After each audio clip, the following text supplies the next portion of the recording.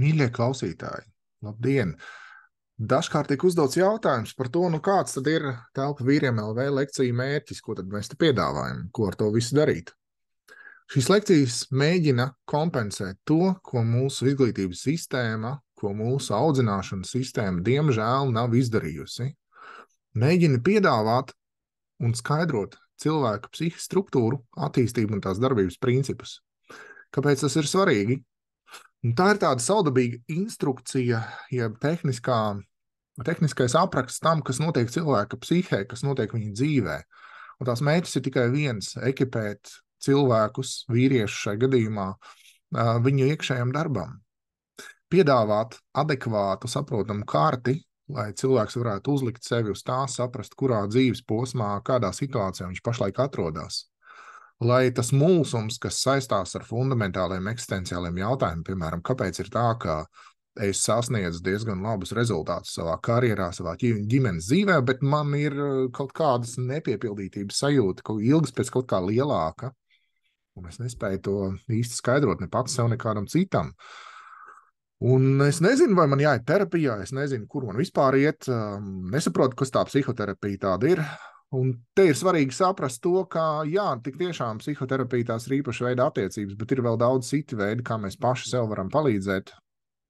Kā proti, šai gadījumā vīru grupas, kurās mēs visu to, par ko es stāstu, mēģinam arī darbināt un iedzīvināt.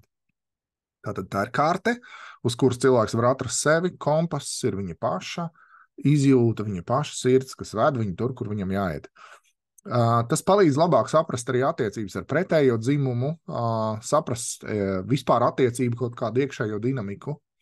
Un mēs šeit balstamies, jā, protams, Junga analītiskajā psiholoģijā un mitopoētiskajā pieejā, tas ir, mēs runājam par šo attīstības ceļu, pusmūžu krīzi, bet mēs izmantojam arī Bowlby piesaistes teoriju, mēs izmantojam arī Erihu Fromu, mēs izmantojam citus domātājus, tāpat Karlu Rodžersu, kurā šīs terapeitiskās grupas, un faktiski tās T-grupas un counter-grupas ir tas, kas vīru grupas arī daļai tas teorētiskais pamats, ja? Šī autentiskā dalīšanās, šī empātija un pieņemšana, ko mēs te mēģinām viens otram izrādīt.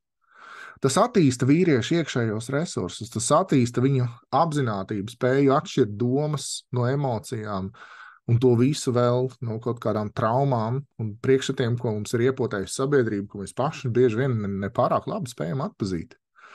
Un jā, veidam, kā vīrieši runā par psiholoģiju, droši vien ir atšķirība tajā ziņā, kā par to runā sievietes. Un iespējams, ka vīriešiem dzirdēt par savām iekšējām norisēm ir svarīgi tieši no vīriešiem.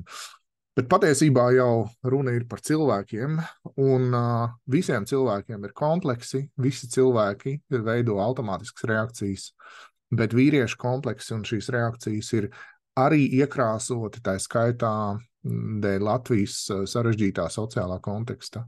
Mēs liekam šeit klāt arī vietējo kontekstu, mēs neņemam vienkārši ārzemju idejas, mēs viņus adaptējam caur savu pieredzi, vīru grupa darbojas jau 7 gadus, manuprāt, ļoti veiksmīgi un ir uzkrāta liela pieredze visa šī darbināšanā.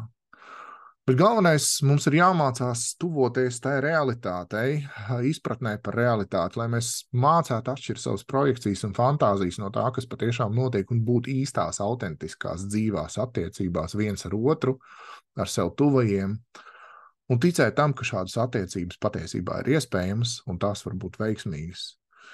Un par to ir šīs lekcijas.